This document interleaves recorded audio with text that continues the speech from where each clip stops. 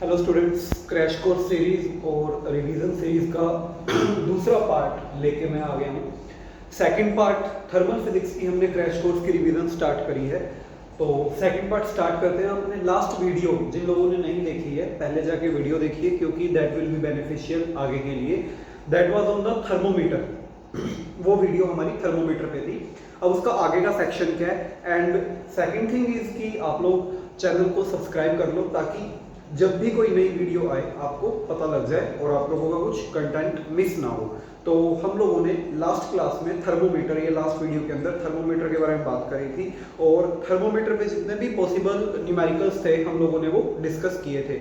आगे चलते हैं, थर्मल फिजिक्स की क्रैश कोर्स को आगे लेके चलते हैं। आज हम लोग बात करेंगे थर्मल एक्सपेंशन की। तो थर्मल फिजिक्स का जो सेकेंड पार्ट है इस चैप्टर का, कह लो सेकेंड पार्ट है, दैट इज थर्मल एक्सपेंशन। देखिए, एक्सपेंशन बेसिकली मतलब क्या है। एक्सपेंशन का मतलब होता है किसी भी चीज का फैलना, एक्सपेंड होना। एक्सपेंड होने का मतलब, जैसे फॉर एग्जांपल ये देखा गया कि एक लेंथ एल की कोई रोड है हमारे पास, कोई मेटल रोड है बेसिकली। जब इस मेटल रोड को हीट किया जाता है या थोड़ी सी इसको गर्मी दी जाती है बेसिकली, तो ये मेटल रोड के अंदर क्या होता है, हल्का सा एक्सपेंशन हो जाता है। As it is crash course, तो हम लोग बात कर रहे हैं कि है क्या चीज एक्सपेंशन। तो हल्का सा क्या हो जाता है, वो एक्सपेंड हो जाती है जो रोड है बेसिकली, तो उसके पास एक नई लेंथ आ जाएगी, that length is L final, और इनिशियल लेंथ हम एल आई से डिनोट कर देते हैं। अब इसमें एक बड़ी समझने वाली बात है कि एक्सपेंशन एक्चुअल में इतना नहीं होता कि आपके पास एक 2 मीटर की रोड है तो वो 4 मीटर की हो जाएगी या 10 मीटर की हो जाएगी या बहुत ज्यादा वो एक्सपेंड हो जाएगी, ऐसा नहीं होता। जो एक्सपेंशन होता है ना, बहुत माइन्यूट सा होता है कि आपको पता भी नहीं लगेगा, क्योंकि एक्सपेंशन का जो ऑर्डर रहता है वो ऑर्डर होता है 10⁻⁻⁴ के अकॉर्डिंग वो ऑर्डर होता है। मतलब लेंथ मान लीजिए इनिशियल लेंथ 1 मीटर है, तो एक्सपेंशन के बाद वो 1.0001 मीटर हो जाएगी। तो बेसिकली एक्सपेंशन का जो ऑर्डर रहता है दैट इज 10⁻⁴ मीटर के ऑर्डर में होता है। इतना ज्यादा एक्सपेंड नहीं होता कि हम लोग ऑब्जर्व कर सकें उसको, लेकिन हाँ एक्सपेंशन जरूर होता है। तो इस चीज को अपने बोलते हैं बेसिकली थर्मल एक्सपेंशन। अब ये 3 तरह का होता है, 3 टाइप्स का होता है। अगर कोई भी सॉलिड लेंथ के अलोंग एक्सपेंड हो रहा है, कोई भी सॉलिड है मान लो वो लेंथ के अलोंग एक्सपेंड हो रहा है, तो उसको बोलते हैं लीनियर एक्सपेंशन, बिकॉज लेंथ के अलोंग एक्सपेंड हो रहा है, या आप इसको लॉन्गिट्यूडनल एक्सपेंशन भी बोल सकते हो। और अगर कोई भी सॉलिड हमारे पास अवेलेबल है, कोई भी सॉलिड वो अगर एरिया के अलोंग एक्सपेंड हो रहा है तो उसको बोलते हैं सुपरफिशियल एक्सपेंशन। और अगर कोई भी सॉलिड या सॉलिड के साथ साथ ये पॉसिबल है गैस में भी और लिक्विड में भी, अगर वो वॉल्यूम के अलोंग एक्सपेंड हो रहा है तो उसको क्या बोलते हैं, क्यूबिक एक्सपेंशन। तो बेसिकली 3 तरह का एक्सपेंशन हमें देखने को मिलता है। एक होता है लीनियर एक्सपेंशन, एक होता है सुपरफिशियल एक्सपेंशन, और एक होता है क्यूबिक एक्सपेंशन। तो ये कैसे वेरी करते हैं टेम्परेचर के साथ साथ, क्या इनके एक्सपेंशन का फॉर्मूला होता है, हम लोग वो डिस्कस करने वाले हैं। तो सबसे पहले हम लोग बात करेंगे लीनियर एक्सपेंशन की। तो लीनियर एक्सपेंशन एक्चुअली कैसे डिनोट किया जाता है, हम लोग सीधा फॉर्मूला पे डिस्कशन करेंगे, as we are going to do it as crash course और रिवीजन कोर्स, दैट्स व्हाई मैं डायरेक्टली फॉर्मूला पे ही आता हूं। मान लीजिए इनिशियल लेंथ, आपके पास एक रोड है, उसकी इनिशियल लेंथ हमने एज्यूम कर ली, इनिशियल लेंथ जो एज्यूम करी गई उसकी दैट इज एल आई, और टेम्परेचर जब उसको दिया गया, टेम्परेचर लेने के बाद उसकी जो फाइनल लेंथ है, जो लेंथ में चेंज आया उसकी वजह से जो फाइनल लेंथ उसकी हो गई वो हुई LF। तो हमें बोला गया कि बताइए इस LF का फॉर्मूला क्या होगा, इस फाइनल लेंथ का फॉर्मूला क्या होगा। तो इस LF का या फाइनल लेंथ का फॉर्मूला हमें अगर लिखने को बोला जाए तो it is LI 1 plus alpha theta final minus theta initial. Theta final minus theta initial को आप डेल्टा थीटा भी लिख सकते हो, क्योंकि डेल्टा थीटा क्या होता है, चेंज इन टेम्परेचर। तो इसको हम लोग कुछ ऐसे भी लिख सकते हैं, LI 1 plus alpha delta theta. अब ये अल्फा क्या चीज है, बेसिकली अल्फा एक कांस्टेंट है जिसको बोला जाता है, अल्फा को बोला जाता है coefficient of linear thermal expansion. ठीक है, अल्फा होता है coefficient of linear thermal expansion. काफी काम की चीज है, इसके बारे में थोड़ा मैं आगे और डिस्कस करूंगा अल्फा के बारे में। तो बेसिकली अगर हमें बोला गया कि लेंथ एल आई को जब टेम्परेचर बढ़ा के टेम्परेचर में चेंज करके डेल्टा थीटा से चेंज करके उसकी फाइनल लेंथ कुछ ऑब्टेन करी गई, तो वो फाइनल लेंथ कितनी आती है, वो आती है ये। और अगर आप उसको लिखना चाहें तो आप इस वे में भी लिख सकते हैं, जहां पे अल्फा क्या रहता है, कांस्टेंट रहता है, और theta final minus theta initial क्या शो करता है, चेंज इन टेम्परेचर को शो करता है, जो टेम्परेचर में चेंज आया है। क्लियर? पॉज करके इसको नोट कर लो। इसमें अपने दूसरा फॉर्मूला देखते हैं जो हमारे काम आने वाला है। देखिए दूसरा जो फॉर्मूला बेसिकली बनेगा, एल एफ हमारे पास आ चुका है, L I one plus alpha delta theta.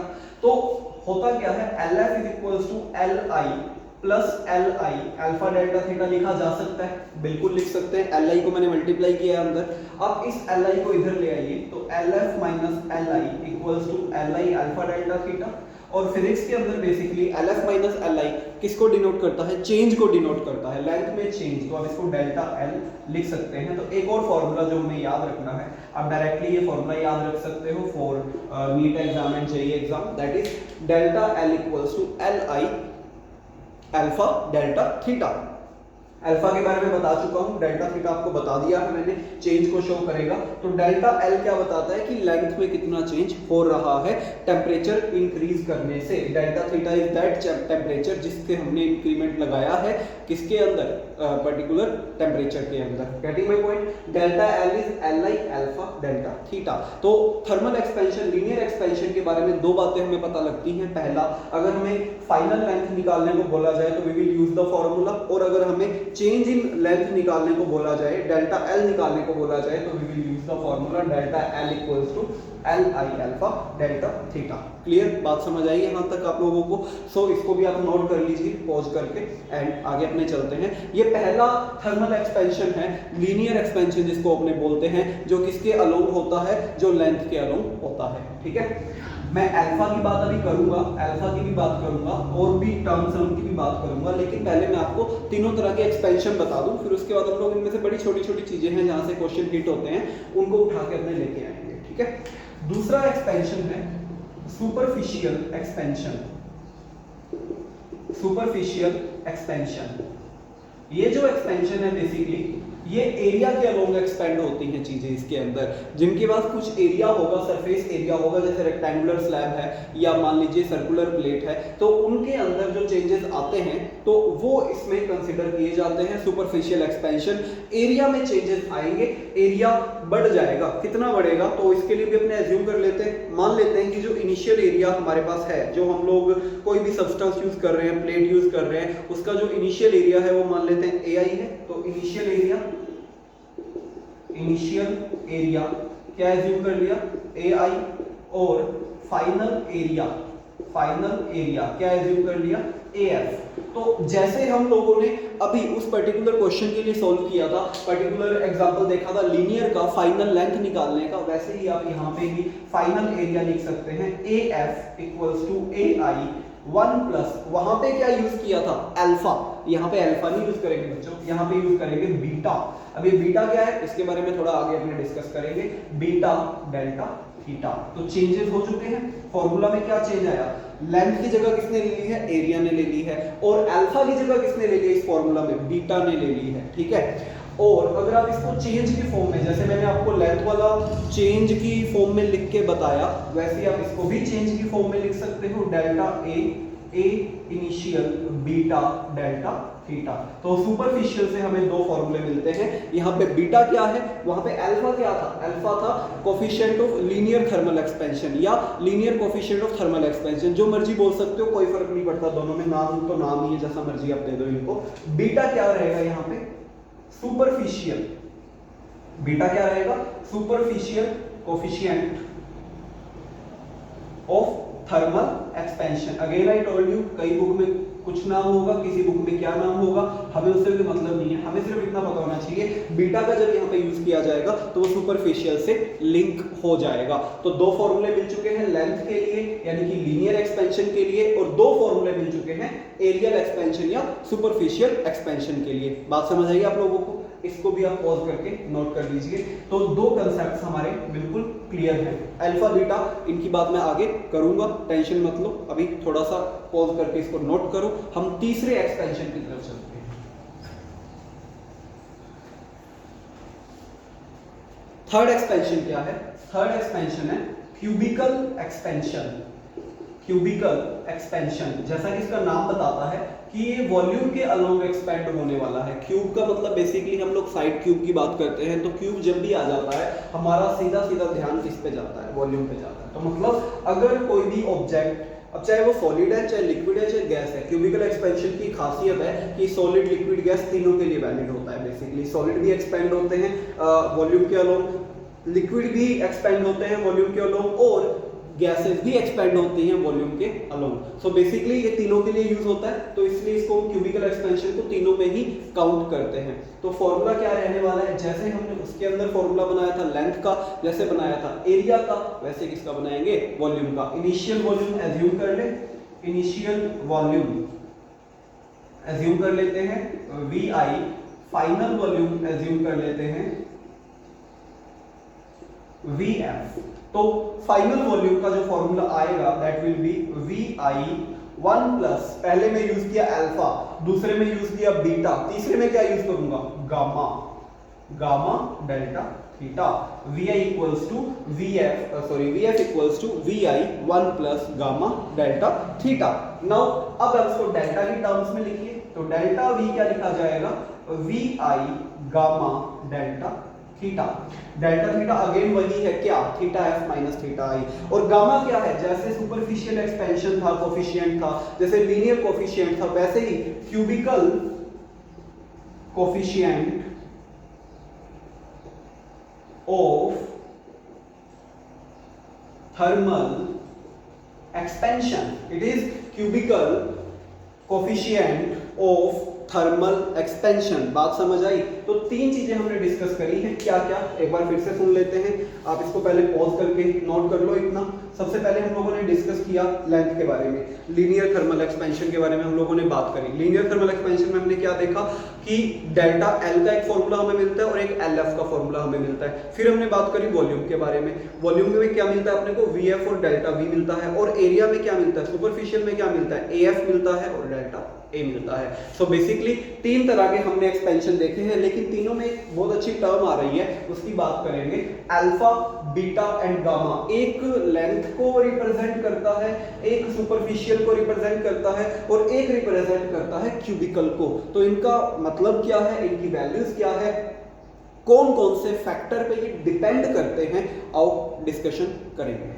इसको पॉज करके नोट कीजिए। अब हम बात करते हैं अल्फा की, बीटा की और गामा की। Alpha, beta, gamma. नाम मैं आपको बता चुका हूं, लीनियर एक्सपेंशन में यूज होता है, सुपरफिशियल एक्सपेंशन में यूज होता है, क्यूबिकल एक्सपेंशन में यूज होता है, ये तो हमें पता है। अब सबसे पहली बात, इनकी यूनिट की बात करते हैं। चाहे अल्फा है, चाहे बीटा है, चाहे गामा है, इनकी यूनिट क्या होती है? नीट और जेई में पूछा जा सकता है कि इनकी यूनिट क्या होती है, चाहे अल्फा है, चाहे बीटा है, चाहे गामा है। तो इनकी यूनिट कैसे निकालेंगे? कोई भी आप एक फॉर्मूला एज्यूम कर लीजिए, चाहे आप अल्फा का कर लीजिए, बीटा का, चाहे गामा का। जैसे डेल्टा एल इक्वल्स टू क्या था? L alpha delta theta. ये हमने लिखा था। यहां से अल्फा की यूनिट निकालना चाहते हैं तो delta L by L delta theta आप लिख सकते हैं ऐसे।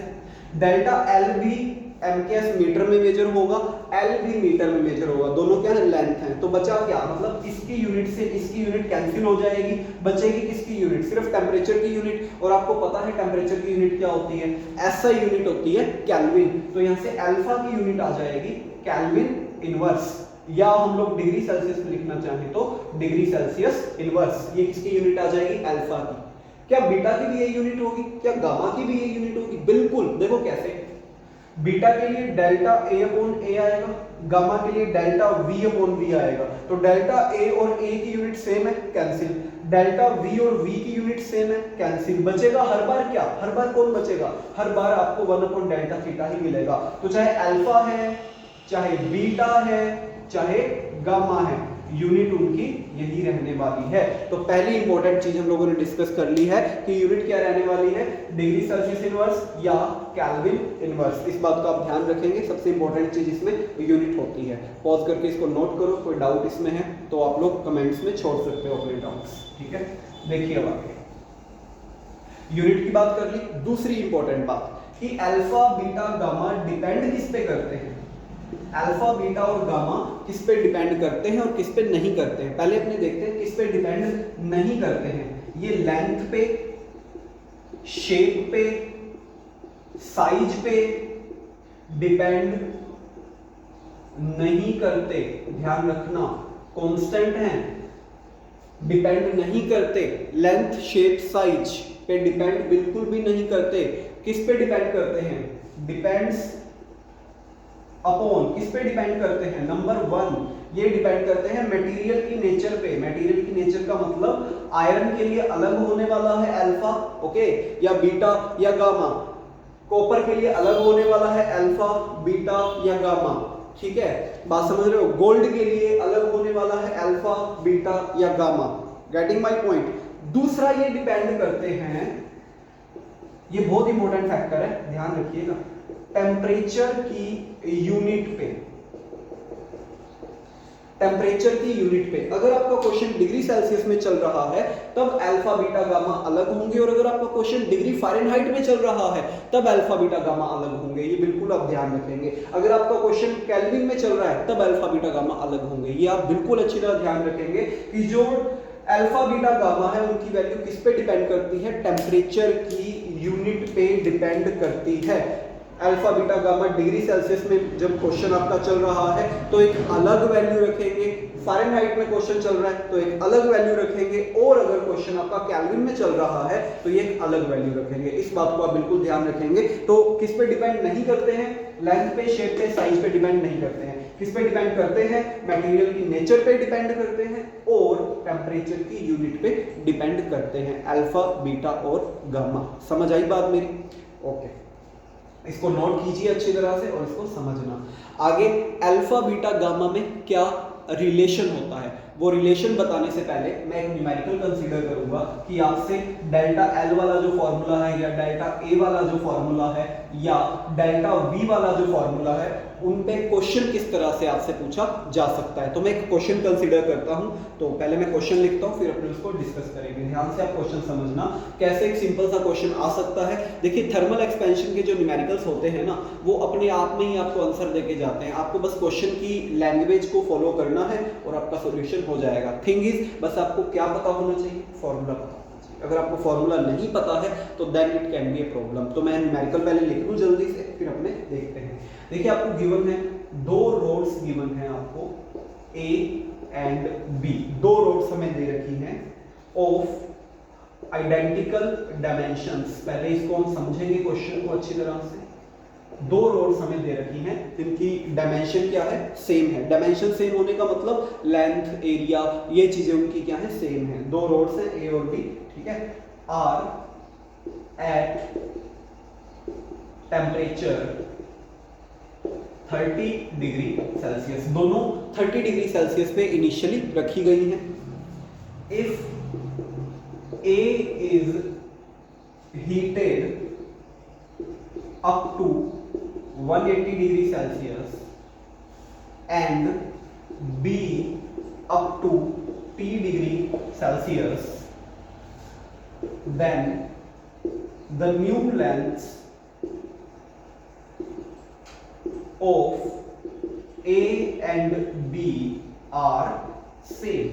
ठीक है, ये हमें कंडीशन दे रखी है कि A को हीट किया 180 डिग्री सेल्सियस तक और B को हीट किया T डिग्री सेल्सियस तक, तो दोनों की जो लेंथ नई आई है वो क्या है भाई, वो लेंथ जो है वो सेम है। दोनों की जो नई लेंथ आई है वो क्या है, सेम है। अब आगे आपसे क्या पूछा गया है, आपको बोला गया है कि if the ratio of alpha A and alpha B, आपको अल्फा ए मतलब ए का कोफिशिएंट और बी का कोफिशिएंट का रेशियो दे रखा है, is 4:3, then T is, options हैं हमारे पास, आपसे T की वैल्यू पूछी गई है। ऑप्शन है 200 degree Celsius, 230 degree Celsius, 250 degree Celsius and 270 degree Celsius. ठीक है, ये जो प्रॉब्लम है ये जेई के अंदर पूछी गई थी, लास्ट ईयर पूछी गई थी, सॉरी लास्ट ईयर जेई 19 के अंदर ये क्वेश्चन पूछा गया था। आप लोग पॉज करके पहले क्वेश्चन को पढ़ो और ट्राई करो, खुद से ट्राई करने की कोशिश करो। Just follow the language. मैंने आपको बोला है कि थर्मल एक्सपेंशन के क्वेश्चन में आपने क्या करना होता है, सिर्फ आपने लैंग्वेज फॉलो करनी होती है। तो अच्छी तरह से आप इस क्वेश्चन को पढ़िए और ट्राई करने की कोशिश कीजिए। पॉज कर लो वीडियो को और ट्राई करो क्वेश्चन को। ठीक है, pause the video and try the question. Okay, कर लिया होगा ट्राई। चलिए अब मैं आपको सॉल्व करवाता हूं, आप लोग अपना आंसर फिर मैच करना, करेक्ट आंसर क्या आता है। तो आओ देखते हैं। सबसे पहले क्वेश्चन पढ़ेंगे। आइडेंटिकल डायमेंशंस हैं, दोनों इनिशियली 30 डिग्री पे हैं और 180 तक इसको लेके गए, इसको t तक लेके गए। दोनों की नई लेंथ जो है वो सेम रहती है और अल्फा ए अल्फा बी का रेशियो 4:3 है। हमें बोला कि t बताइए, तो बता देते हैं। चलो स्टार्ट करते हैं। तो देखो पहली बात तो अल्फा दिया हुआ है ना, अल्फा ए अल्फा बी ये दे रखा है। तो बात हो रही है लेंथ की, तो मेरे को ज्यादा अंदर नहीं जाना पड़ेगा और फाइनल लेंथ की बात हो रही है। तो फटाफट मेरे दिमाग में जो फॉर्मूला क्लिक करेगा ना वो करेगा, मेरे को यूज करना चाहिए ये वाला फॉर्मूला। ये मेरे दिमाग में फटाफट क्लिक कर गया कि मेरे को ये यूज करना चाहिए। क्यों क्लिक कर गया? क्योंकि फाइनल लेंथ की बात करी गई है। फाइनल एरिया की बात करती तो मैं एरिया वाला फॉर्मूला उठाता, फाइनल वॉल्यूम की बात करते तो मैं वॉल्यूम वाला फॉर्मूला उठाता। अब फॉर ए, आप ए के लिए इस फॉर्मूला को लिखिए। ए के लिए, ए के लिए जब आप इस फॉर्मूला को लिखेंगे तो क्या लिखा जाएगा? एल ए एल आई, यहाँ पे एल एफ ए लिख लेंगे, final length of A, L initial of A, 1 plus alpha A theta final minus theta initial. A के लिए सारा डाटा अपने पुट कर देते हैं। फाइनल लेंथ हमें नहीं दे रखी है तो इसको ऐसे ही लिखते हैं। इनिशियल लेंथ, देखो उन्होंने बोला है ना इनिशियल डायमेंशंस आर सेम, मतलब इनिशियल लेंथ आप इसकी एल ही मान लो। ठीक है, 1 प्लस अल्फा ए, अभी हमें इसके बारे में यूज डायरेक्ट नहीं कर सकते क्योंकि रेशियो की फॉर्म में दिया हुआ है। थीटा फाइनल, ए का फाइनल टेम्परेचर, ए को कहां तक हीट किया? ए को हीट किया 180 तक। इनिशियल टेम्परेचर ए का कितना था? क्वेश्चन में गिवन है इनिशियल टेम्परेचर ए का है 30 डिग्री सेल्सियस। तो मैंने ए के लिए इस इक्वेशन को लिख लिया। थोड़ा सा और बेटर लिख दूं तो L F A L 1 plus alpha A into 150, ये मैंने ए के लिए इसको लिख लिया। ये मेरा इक्वेशन नंबर 1 हो गया। ठीक है, आप लोग पॉज करके इतना नोट कर लो। अब आगे देखते हैं। बी के लिए इस इक्वेशन को लिखते हैं। बी के लिए इक्वेशन अगर हम लिखें तो डायरेक्टली मैं वैल्यू पुट करूं बी के लिए, क्योंकि फॉर्मूला तो ऐसा ही यूज होने वाला है। तो एल एफ बी जो लिखा जाएगा, इनिशियल लेंथ दोनों की सेम है तो आपने ए को अगर एल माना है तो बी को भी क्या मानना पड़ेगा भाई? एल मानना पड़ेगा। 1 plus alpha B, final temperature, B का फाइनल टेम्परेचर, बी को हीट करते करते कहां तक ले गए? क्वेश्चन के अंदर टी तक ले गए। टी कहां से उठाया था? 30 से उठाया था। तो ये हमारे लिए सेकंड इक्वेशन आ गई। Getting my point? तो बेसिकली मैंने बेसिक फॉर्मूला का यूज करके ए लिखा, फिर मैंने बी लिखा। यहां तक आप लोग नोट कर सकते हैं। अब आगे चलते हैं। हमें अब क्वेश्चन के अकॉर्डिंग चलना पड़ेगा। क्या करना पड़ेगा? देखिए, हमें अब एक छोटा सा काम करना है। उन्होंने बोला है कि जब इनको हीट किया गया, देखो मैं कुछ अपनी तरफ से ऐड नहीं कर रहा, कुछ भी नया नहीं है, सिर्फ मैं क्वेश्चन को फॉलो कर रहा हूं। बस बात यह है कि मेरे को फॉर्मूले पता है, आपको भी फॉर्मूले लर्न करने पड़ेंगे। तो क्या बोला उन्होंने? उन्होंने बोला है कि हीट करते करते जो फाइनल लेंथ है दोनों की, फाइनल लेंथ जो है दोनों की वो इक्वल हो गई। अब अगर फाइनल लेंथ दोनों की इक्वल हो गई, अगर दोनों की फाइनल लेंथ इक्वल हो गई तो क्या लिखोगे भाई? यहाँ पे आप लिखोगे L F A will equal to L F B. तो लिख दे यहाँ पे हम L F A equals to L F B, लिख दिया। एल एफ ए कितना है? L 1 plus 150 alpha A is equal to L 1 plus T minus 30 alpha B. Done? L से एल कैंसिल। पहले तो मैंने ये काम किया जो मेरे को दिख रहा है। फिर 1 plus 150 alpha A is equal to 1 plus T alpha B minus 30 alpha B. 1 से 1 कैंसिल कर दिया। क्लियर? अब एक काम करते हैं, यहां पे हम लिख सकते हैं 150 alpha A alpha B common T minus 30। बस क्वेश्चन में लगभग होने ही वाला है। कैसे? अगर आप ध्यान से देखिए, आपको एक चीज दे रखी है, एक डाटा दे रखा है। यहां तक आई थिंक कोई डाउट नहीं होगा। मैंने क्या किया है, LFA को LFB के इक्वल किया, सारी वैल्यूज पुट करी। मेरे को बोला गया है कि अल्फा ए और बी का जो रेशियो है अल्फा ए बाय बी, वो रेशियो हमें देखो क्वेश्चन में दे रखा है, कहते हैं कि वो रेशियो 4:3 है, 4/3 है। तो एक काम करो, आप चाहो तो अल्फा ए को रिप्लेस कर दो अल्फा बी की टर्म्स में, और चाहो तो अल्फा बी को रिप्लेस कर दो अल्फा ए की टर्म्स में, टोटली डिपेंड्स अपॉन यू। मान लीजिए मैंने यहां से अल्फा ए उठा लिया, 4 अल्फा बी बाय 3, इस वैल्यू को मैं यहां पुट करता हूं, 150 4 alpha B by 3 alpha B t minus 30, alpha B से अल्फा बी कैंसिल, इसको मैं सोल्व करूंगा तो ये आ जाएगा कितना कितना आ जाएगा बच्चों, ये आ जाएगा 200 इक्वल्स टू t माइनस 30। तो यहां से t मेरे पास कितना आ गया सोल्व करके, 230 degree Celsius, which is my option B. Done. तो t equals to 230 degree Celsius is my correct answer. आप में से जिसका सही था कमेंट में आप लोग थम्स अप टाइप करना। इस क्वेश्चन को आप लोगों ने जब सॉल्व किया और आप लोगों का जिसका सही आया, send a thumbs up in the comment. Okay, बात समझ आई? तो देखो ऐसे ही न्यूमेरिकल आते हैं किसके ऊपर, एक्सपेंशन के बेसिक्स के ऊपर भी। थर्मल एक्सपेंशन का कोफिशिएंट ऐसे है, ये ऐसा ही क्वेश्चन मैं आपसे वॉल्यूम पे पूछ सकता था, ऐसा ही क्वेश्चन आपसे मैं सुपरफिशियल यानी कि एरिया पे भी पूछ सकता था। बस आपको प्रिपेयर रहना है कि क्वेश्चन की लैंग्वेज क्या है और आपका फॉर्मूला आपको आता है कि नहीं आता है, इस बात का आपको ध्यान रखना है। तो काफी आसानी से आप न्यूमेरिकल्स कर सकते हैं। डन। पॉज करके इसको नोट कीजिए, चलते हैं अगले टॉपिक पे, बहुत ही इंटरेस्टिंग टॉपिक डिस्कस करेंगे।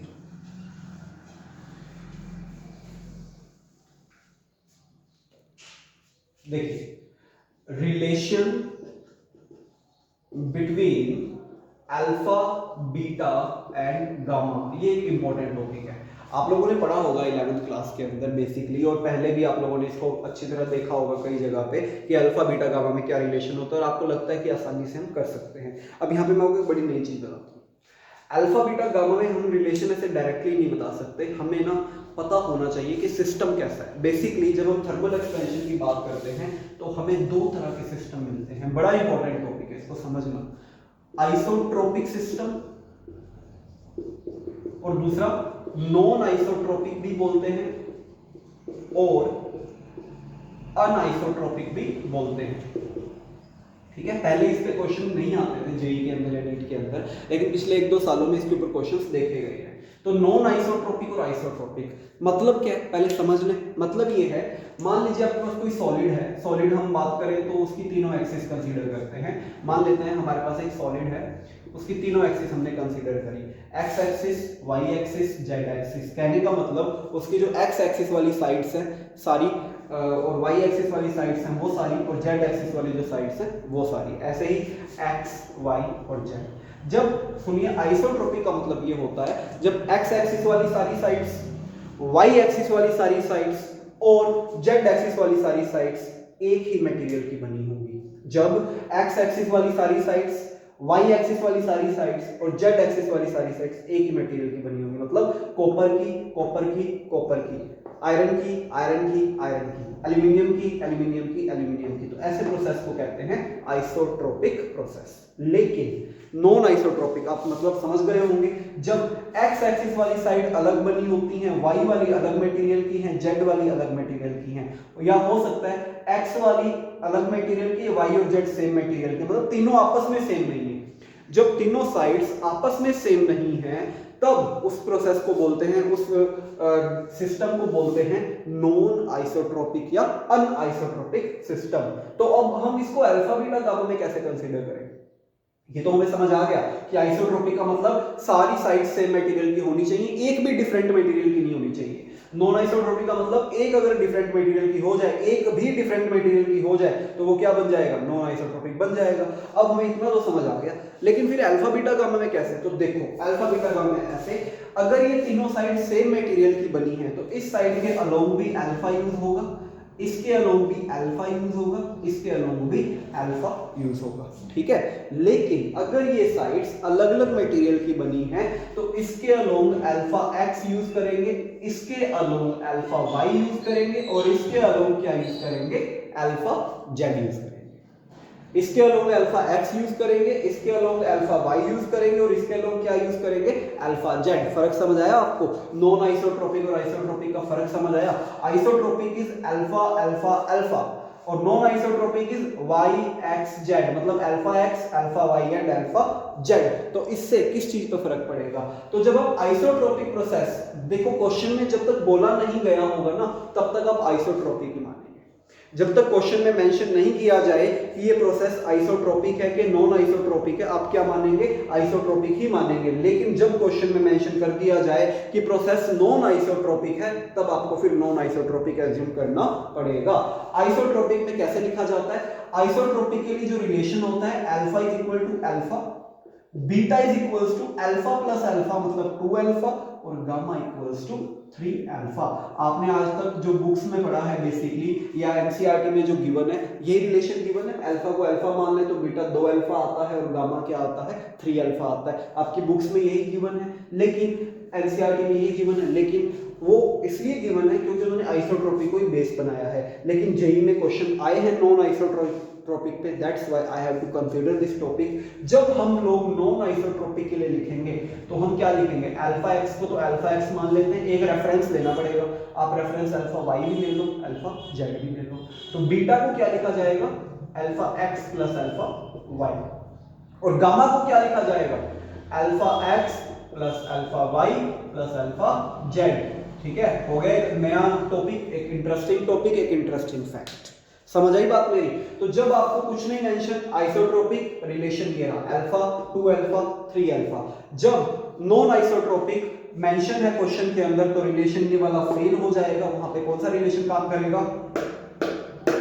ये अल्फा एक्स, बीटा बन जाएगा alpha X plus alpha Y, gamma बन जाएगा alpha X plus alpha Y plus alpha Z. समझ आ गई बात? अब अगर हम लोग ये चीज आप नोट करिए पॉज करके सारा कुछ।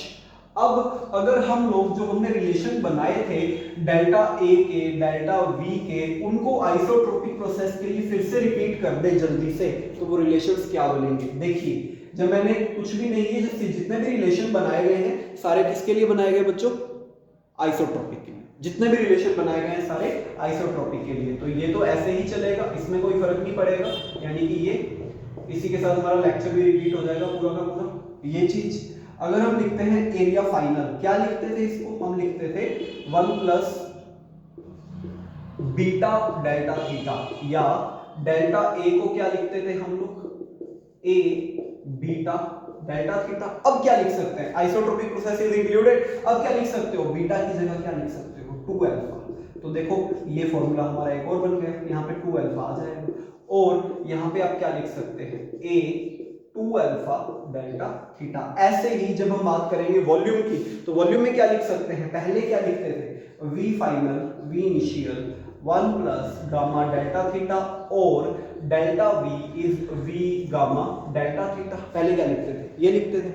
अब क्या लिखोगे? गामा की जगह क्या लिखने का हक तुम्हें मिल चुका है? गामा की जगह तुम लोग अब लिख सकते हो 1 प्लस 3 अल्फा डेल्टा थीटा और delta we is V 3 alpha delta theta. समझ आई बात मेरी? इस तरह से आपको ध्यान रखना है कि आप बीटा को रिप्लेस कर सकते हो किससे? 2 अल्फा से, और गामा को रिप्लेस कर सकते हो